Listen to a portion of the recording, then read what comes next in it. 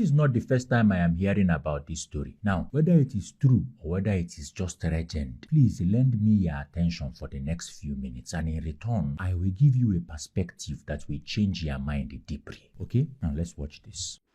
Father Dennis. Father Dennis was a Roman Catholic clergyman, and he used to come to preach in a square in Paris, dressed in his cassock.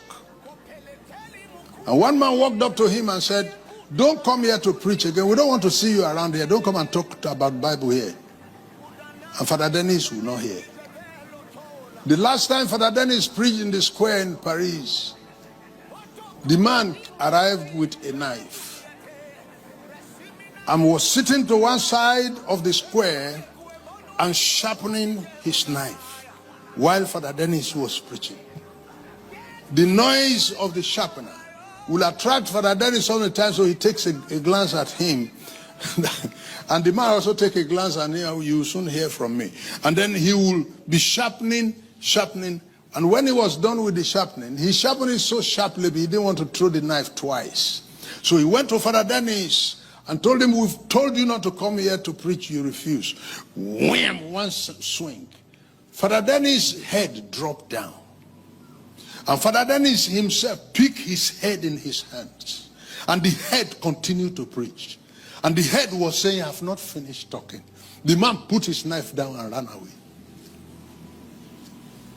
And Father Dennis carried his head in his hands and trekked for miles. And his head was still preaching in his hand, until blood finished in the body of Father Dennis and he collapsed and died with his head in his hand. You got to... Okay, let's stop this here. You know, when I watched this again, it reminded me of this account, and there was only one thought that was on my mind. Let me share it with you. The thought is like, because we are all going to die, right? Okay, would I be willing to lose mine, my own mortal life, if it meant the saving of another person? Not 1,000 people, one person. And when I thought about this, you know what came to my mind? I say, yes, we go feel honor. But I will require some assurances. I will need assurances that this person that has been spared or saved at the expense of mine, that their life will not be ordinary. Because I cannot afford for my own to be discontinued, and then the person that you did it for will change their mind tomorrow and be carrying hookup gears. I will need assurances that this life will be of consequence, that they will actually matter, that my sacrifice will not so easily be forgotten, and then they will begin to live life like every other person out there. I need assurances that this life will leave a mark on their day, so that at least my sacrifice will be worth it. And when I thought of that, it now dawned on me what Paul meant when he said, "Remember my bonds." I don't know if you're getting me. The only reason I'm carrying this thing is you. You don't have to, but please remember my bonds. Remember what it cost me to bring you this thing. You know, some people ask me, why did I choose Jesus? Why are you living for him when you can be living any other how? See, me,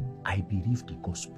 I do. You know, they wrote about him. He was taken from prison and from judgment. Who will declare his generation? For he was cut off out of the land of the living. He no even marry. Who will be his seed? Na me. I will declare his generation. When people ask, this Jesus self, how do we even know he was real? Let them look at me. My life will be proof that true, Jesus once walked this earth. You see, even in a more secular sense, some of you, your parents have literally poured out their life. Some of them poured out their dreams so that you can have a better life. What are you doing with their sacrifice? Others will go out and smoke Igbo, you will join them. You that is carrying the expectations of many generations, blood have literally poured out so you can be where your mates are. You can't live the same life. The question is, what are you doing with their sacrifice? They will go crop, you will throw them go crop. They will sniff something, you will throw them and sniff. If they run mad, they send them abroad. You, at Wogega, you will carry chain and be patrolling the market. What are you doing with the sacrifice of the blood that has been poured out for your sake? That's the only question that is here today. If you know that high prices were paid to set you on the path that you have done nothing to deserve, you will live differently than others who do not have such an understanding. I don't know if you are getting my point. Don't mention no, don't do that here.